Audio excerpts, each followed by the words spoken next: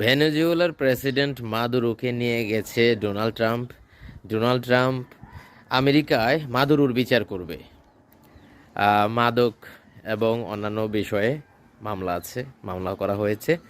এখন প্রশ্ন উঠেছে ভারতের প্রধানমন্ত্রী নরেন্দ্র মোদীকে আহ, Trump Donald Trump Donald Trump বলেছিল যে নরেন্দ্র মোদী তার বন্ধু, খুব ভালো বন্ধু, তাকে কি তুলে নিয়ে যাবে?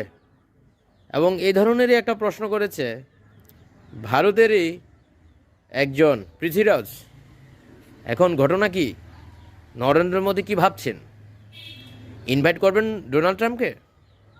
ডোনাল্ড ট্রাম্প এসে নরেন্দ্র মোদীকে নিয়ে যাবে, নাকি নরেন্দ্র মোদী নিজেই আমেরিকায় যাবে?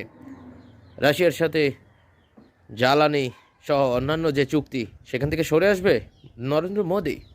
এটা কিন্তু এখন টক অফ দ্য ওয়ার্ল্ড হয়ে গেছে। ভারতের এটা কিন্তু এখন দারুণ এবং ইন্টারেস্টিং এবং জটিল একটা প্রশ্ন।